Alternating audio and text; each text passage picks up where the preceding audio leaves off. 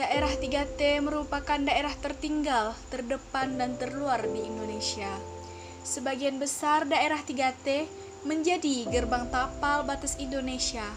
Letak daerah yang berada jauh dari ibu kota provinsi menjadikan pertumbuhan ekonomi menjadi terhambat dikarenakan pembangunan infrastruktur yang belum merata. Namun di sisi lain, daerah 3T menyimpan keelokan yang sudah tidak dimiliki oleh daerah dengan peradaban yang tinggi. Di antaranya, kekayaan budaya yang menjadi ciri khas dan keunikan masing-masing daerah. Kearifan lokal dan budaya masih sangat dijunjung tinggi di daerah 3T. Tidak jarang kita akan disuguhkan oleh berbagai macam tempat pariwisata yang elok dan indah, dan tidak bisa kita temukan di daerah dengan peradaban teknologi yang tinggi.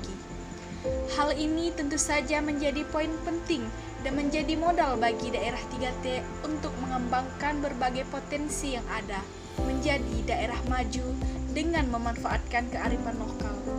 Tentu saja, untuk mencapai hal tersebut, dibutuhkan kerjasama dan kesadaran kita sebagai sesama bangsa Indonesia untuk saling bahu-membahu. Adapun permasalahan pendidikan di daerah 3T, yang pertama, rendahnya sarana fisik atau fasilitas pendukung. Untuk sarana fisik ini, misalnya banyak sekali sekolah dan perguruan tinggi kita yang gedungnya rusak, kepemilikan dan penggunaan media belajar yang rendah, buku perpustakaan tidak lengkap, sementara laboratorium tidak standar, pemakaian teknologi informasi tidak memadai, dan sebagainya. Bahkan masih banyak sekolah yang tidak memiliki gedung sendiri, tidak memiliki perpustakaan, tidak memiliki laboratorium, dan sebagainya. Adapun solusi yang harus kita hadapi yaitu dengan meningkatkan anggaran pendidikan. Seperti tertulis dalam pasal 31 Undang-Undang Dasar 1945 ayat 4. Negara memprioritaskan anggaran pendidikan sekurang-kurangnya 20% dari anggaran pendapatan dan belanja negara. Serta anggaran pendidikan harusnya lebih ditambah lagi dari anggaran 20% APBN. Karena jumlah anggaran 20% dari APBN masih kurang untuk mendanai proses pendidikan di Indonesia. Masih banyak daerah-daerah pelosok di Indonesia yang bahkan belum menikmati pendidikan. Permasalahan yang kedua, adanya rendahnya kualitas guru. Kebanyakan guru belum memiliki profesionalisme yang memadai untuk menjalankan tugasnya. Sebagian guru di Indonesia bahkan dinyatakan tidak layak mengajar. Walaupun guru dan pengajar bukan satu-satunya faktor penentu keberhasilan pendidikan, tetapi pengajaran merupakan titik sentral pendidikan dan kualifikasi sebagai cermin kualitas. Tenaga pengajar pendidikan memberikan andil sangat besar pada kualitas pendidikan yang menjadi tanggung jawabnya. Adapun solusi adalah peran serta pemerintah juga sangat diharapkan untuk meningkatkan kualitas pendidikan dan kualitas guru di Indonesia. Seperti menyiapkan sarana dan prasarana yang memadai tidak hanya untuk daerah perkotaan tetapi juga untuk di daerah terpencil. Memberikan fasilitas pendidikan dan pelatihan bagi guru-guru yang belum memenuhi standar sebagai guru profesional. Memberikan intensif atau tunjangan bagi guru, baik guru PNS maupun guru honorer di sekolah negeri maupun swasta, sehingga guru dapat hidup dengan layak dan merasa dihargai pekerjaannya. Selain itu, pelatihan penggunaan ilmu teknologi bagi guru di seluruh Indonesia, karena masih banyak guru-guru di Indonesia yang belum bisa menggunakan komputer dan internet. Padahal dengan pengetahuan guru menggunakan komputer dan internet, guru diharapkan akan semakin terbantu dengan memanfaatkan komputer sebagai media pembelajaran yang menarik dengan audio visualnya. Permasalahan yang ketiga adalah rendahnya kesejahteraan guru. Rendahnya kesejahteraan guru mempunyai peran dalam membuat rendahnya kualitas pendidikan di Indonesia. Masih saja banyak guru terpaksa melakukan kerjaan sampingan karena rendahnya pendapatan yang didapat. Adapun yang guru kerjakan adalah memberi les pada sore hari, menjadi pedagang mie rebus, menjadi pedagang buku, dan lain sebagainya. Adapun solusi yang ada untuk menangani hal ini adalah Dalam hal tunjangan, sudah selayaknya guru mendapatkan tunjangan yang manusiawi untuk memenuhi berbagai kebutuhan hidupnya, mengingat peranan dari seorang guru yang begitu besar dalam upaya mencerdaskan peserta didik. Permasalahan yang kelima adalah rendahnya kesempatan pemerataan pendidikan. Pemerataan pendidikan masih menjadi masalah utama, terutama bagi masyarakat miskin maupun masyarakat di daerah terpencil. Prinsip dasar pemerataan ini sangat penting guna memberikan kesempatan bagi semua golongan masyarakat untuk memperoleh pelayanan pendidikan yang baik. Adapun solusi untuk menangani hal ini, diperlukan kebijakan dan strategi pemerataan pendidikan dari pemerintah yang tepat untuk mengatasi masalah ketidakmerataan tersebut. Menggratiskan sekolah dalam wajib belajar 9 tahun, kalau bisa wajib belajar 12 tahun. Menekankan pentingnya sekolah bagi warga masyarakat yang masih beranggapan sekolah merupakan hal yang tidak begitu penting. Permasalahan yang kelima adalah rendahnya relevansi pendidikan dengan kebutuhan. Hal tersebut dapat dilihat dari banyaknya lulusan yang menganggur, adanya ketidakserasian antara hasil pendidikan dan kebutuhan dunia kerja, disebabkan kurikulum yang materi yang kurang pas terhadap keterampilan yang dibutuhkan ketika peserta didik memasuki dunia kerja. Adapun solusi untuk permasalahan ini adalah yang pertama, memberikan keterampilan khusus untuk peserta didik yang akan mereka butuhkan di dunia kerja, khususnya untuk siswa menengah kejuruan. Yang kedua, membuka lapangan kerja seluas-luasnya oleh pemerintah agar tidak banyak lulusan yang menganggur setelah tamat, terutama untuk tamatan kejuruan, karena target lulusan SMK setelah tamat ialah bekerja sesuai program pemerintah. Selain permasalahan umum yang kita hadapi, timbul lagi permasalahan baru, yaitu adalah pendidikan di masa pandemi COVID-19. Pandemi COVID-19 hampir seluruh kegiatan masyarakat terkena imbasnya, termasuk proses belajar mengajar. Murid dan guru pun terpaksa untuk melakukan pembelajaran jarak jauh. Namun demikian, kesenjangan digital khususnya yang dikarenakan infrastruktur yang belum memadai menjadi hambatan utama dalam penerapannya.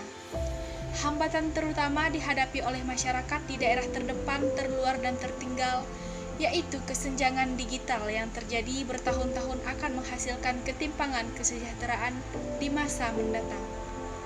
Kesenjangan digital tergambar dari akses digital di Indonesia belum merata, terutama bagi masyarakat di daerah 3T. Berdasarkan data dari Dignas dan Kemendikbud, baru 31,9% daerah 3T yang mempunyai akses ke jaringan internet yang bisa digunakan dengan baik. Sedangkan di daerah non-3T, angka tersebut ada di 61,1%. Padahal jaringan internet merupakan sarana krusial untuk mengakses materi pembelajaran jarak jauh yang tersedia secara daring. Kesenjangan digital di era pandemi direspon oleh pemerintah dengan menyediakan local area network bagi pembelajaran mahasiswa, sehingga mahasiswa di perguruan tinggi yang berada di radius beberapa ratus meter tidak perlu menggunakan kuota untuk mengunduh materi pembelajaran. Proyek ini akan dilakukan terlebih dahulu di Papua dan di berbagai daerah lain pada tahun ini sebagai pilot project. Sedangkan sisanya akan dilakukan setelah evaluasi hasil. Dengan kata lain, untuk mendapat mencakup seluruh 284 perguruan tinggi yang berada di daerah 3T, program penyediaan lokal area network ini masih berada di dalam angan-angan. Meskipun pemerintah sudah merencanakan pembangunan infrastruktur internet untuk daerah 3T, tetapi perlu ada solusi jangka pendek yang lebih praktis agar murid-murid di daerah tersebut bisa kembali belajar dengan segera dan ketimpangan kualitas pendidikan tidak semakin dalam.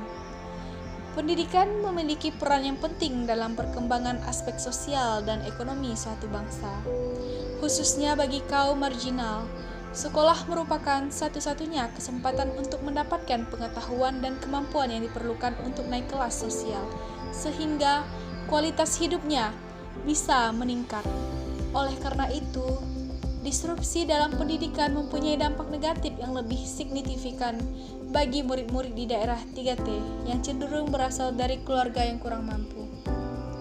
Bahkan, Saat sebelum pandemi, murid-murid di daerah 3T banyak yang belum mendapatkan pendidikan yang layak dikarenakan kurangnya jumlah tenaga pengajar dan kualifikasi yang berada di bawah standar. Setelah pandemi, murid-murid di daerah 3T semakin terpuruk. Wahana PC Indonesia 2020 menerangkan, bahkan akibat kurangnya fasilitas untuk belajar, hanya ada 68% anak di wilayah 3T yang memiliki akses belajar daring atau luring. Sedangkan untuk 32% lainnya, anak di wilayah 3T tidak memiliki akses untuk belajar sama sekali akibat kurangnya fasilitas pendukung dari sekolah. Situasi ini sangat mengkhawatirkan karena siswa berisiko mengalami ketertinggalan pemahaman kognitif sehingga dapat mempengaruhi performa akademik secara umum. Selain itu, murid-murid juga dapat mengalami tekanan psikis. Anak-anak yang sekolahnya terhenti juga cenderung lebih sulit untuk kembali ke sekolah karena adanya tekanan untuk mencari nafkah untuk keluarga. Saat ini, dunia pendidikan di Indonesia dihadapkan pada cobaan yang sangat besar, baik dari segi pengambilan kebijakan maupun pelaksanaannya, seperti guru dan juga pelajar. Selama pandemi COVID-19 terjadi, masih akan banyak tantangan yang menghampiri dunia pendidikan Indonesia.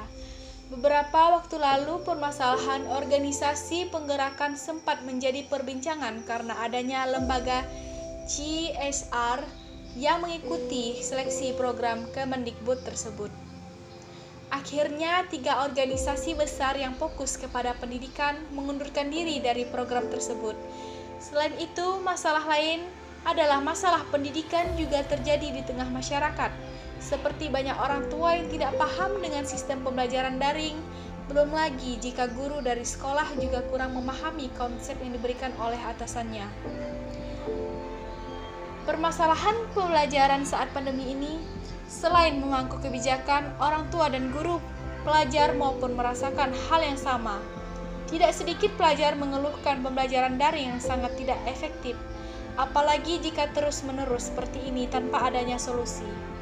Permasalahan yang dialami pelajar diantaranya adalah, pertama, tidak memahami materi yang disampaikan. Karena kondisi sinyal dan juga keterbatasan media yang ada, bahkan tidak sedikit yang kebingungan memahami materi yang diajarkan. Selain tidak memahami apa yang disampaikan, pelajar mengeluhkan jumlah tugas yang cukup banyak dibandingkan dengan pembelajaran secara luring atau tatap muka. Bahkan beberapa guru lebih sering memberikan tugas dibandingkan menjalankan pembelajaran materi. Hal ini hampir terjadi di semua jenjang pendidikan. Bagi orang yang mampu bisa saja memanggil guru privat untuk membantu belajar memahami materi yang ada. Namun, bagi orang yang tidak mampu harus berusaha lebih keras agar tidak ketinggalan pelajaran. Selanjutnya, sarana prasarana pendidikan yang belum siap. Kedua, tidak sedikit pelajar yang kekurangan akses internet dalam setiap pembelajaran melalui media sosial ataupun pengguna video tatap muka. Hampir semua pelajar baik di perkotaan maupun pelosok mengalami hal ini.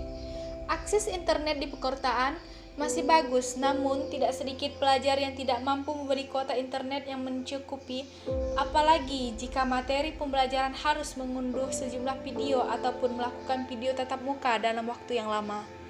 Untuk daerah perdesaan, pegunungan, dan juga daerah terluar mengalami kekurangan akses internet berupa jaringan. Terkadang hanya ada satu provider yang tersedia dan hanya kuota cukup mahal bagi seorang pelajar. Bahkan beberapa pelajar yang saya kenal harus mencari jaringan internet yang murah dengan cara naik atau turun gunung. Belum lagi tidak sedikit daerah di Indonesia yang belum maksimal memiliki jaringan internet. Ketiga, selain 2 masalah di atas, ada salah satu lagi permasalahan belajar daring bagi pelajar, yaitu tidak memiliki sarana untuk belajar daring seperti telepon pintar ataupun laptop atau alat lain sebagai penunjang pendidikan. Hal kecil untuk kebersamaan ini, ada beberapa solusi yang menurut saya dapat mengurangi frekuensi permasalahan pelajar. Pertama, pelajar atau mahasiswa membentuk kelompok belajar dan bisa belajar bersama dalam lingkungan RT atau tempat tinggal. Tentu dengan memenuhi protokol kesehatan belajar bersama di lingkungan RT dapat berjalan seperti di sekolah. Konsepnya, bagi pelajar tingkat SMP dan SMA bisa berbagi penjelasan bersama terkait suatu materi.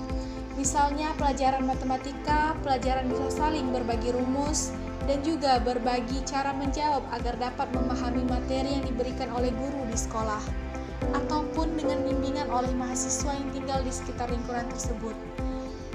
Untuk itu, tingkat dasar juga demikian. Kemudian pemasangan WiFi untuk mengirit biaya kota.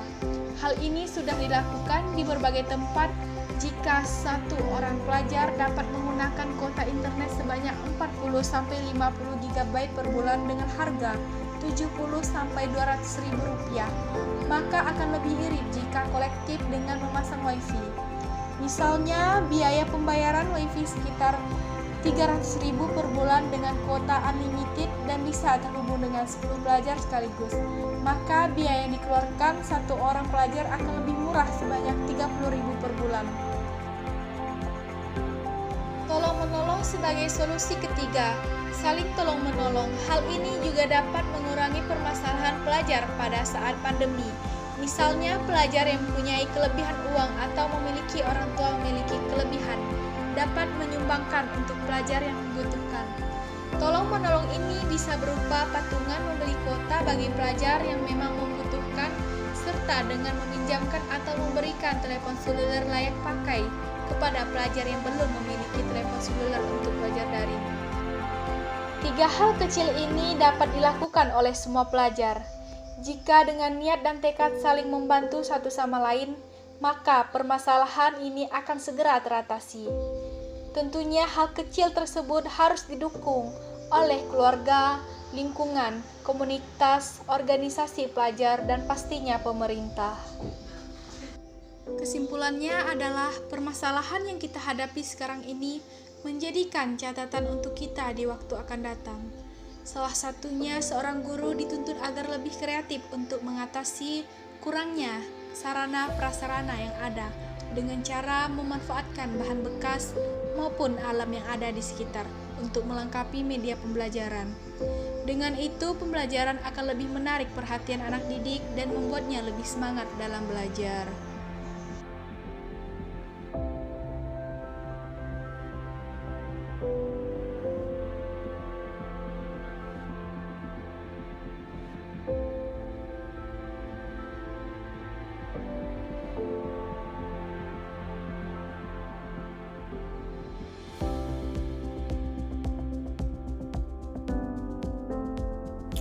Tanggapan saya pribadi tentang permasalahan pendidikan pada saat pandemi sekarang, khususnya di daerah 3T, terdepan, terpencil, dan tertinggal, menjadi semakin bertambah susah karena pada saat hari-hari biasa ataupun sebelum pandemi ini di daerah 3T pendidikan dirasakan sulit bagi siswa maupun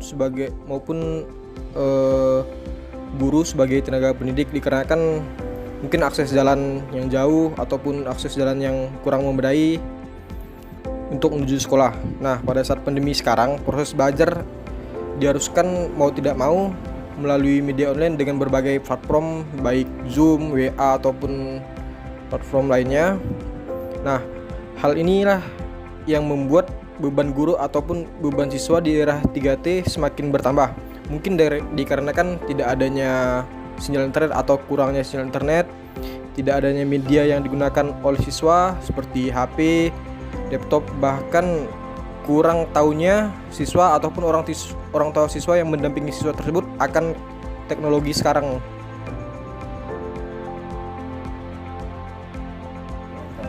Menurut pandangan saya, kontribusi yang dapat diberikan baik dari pemerintah ataupun dari sekolah mungkin bisa memberikan layanan internet gratis seperti WiFi di daerah tersebut, ataupun sekiranya memberikan atau meminjamkan handphone ataupun laptop untuk media siswa untuk belajar pada saat pandemi sekarang ini.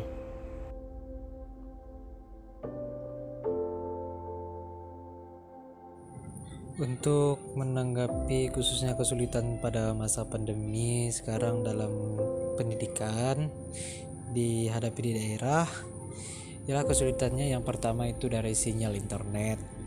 Jika kalau misalnya ada tugas apa segala macam untuk bersangkut paut untuk dari internet untuk mengirimkan tugas, mencari informasi agak sulit dan bisa menghambat.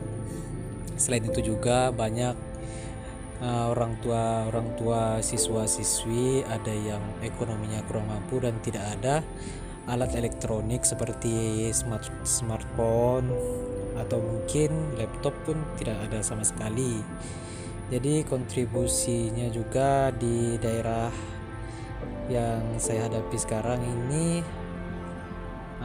kebanyakan dia menerapkan sistem untuk pengiriman tugas sekolah, PR atau apapun segala itu dikumpulkan di sekolah tapi diwakilkan sama ketua kelas. Jadi tugas-tugas yang diserahkan akan diberikan lagi kepada guru dan gurunya setelah menerima akan memberikan tugas lagi dan selanjutnya seterusnya, dan orang tua siswa pun bisa membantu siswa untuk mengajar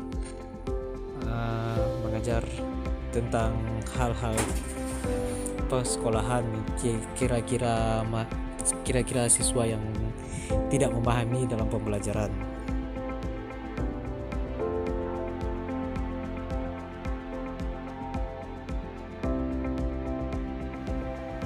Yang pertama menurut saya masalah pendidikan di saat pandemi. Yang pertama itu adalah masalah jaringan, sehingga menyulitkan untuk mengakses aplikasi yang diperuntukkan untuk meeting, pertemuan, pembelajaran, karena tidak semua daerah itu memiliki jaringan yang stabil. Contohnya saja di pelosok-pelosok mereka tidak memiliki jaringan yang bagus, sehingga mereka harus pergi ke ibaratkan di kotanya untuk mendapatkan sinyal yang baik. Nah, yang kedua itu adalah kurangnya interaksi antara siswa dan guru. Dan yang ketiga adalah fasilitas handphone. Yang sekarang jadi permasalahan adalah banyak sekarang orang tua itu meminjamkan HP-nya untuk belajar si anak, sedangkan orang tua itu juga butuh HP tersebut untuk bekerja, untuk mencari nafkah. Nah, itu yang harus diperhatikan oleh pemerintah sekarang. Bagaimana bisa semua kalangan-kalangan yang belum bisa memiliki HP yang diperuntukkan untuk anaknya belajar, mohon difasilitasi.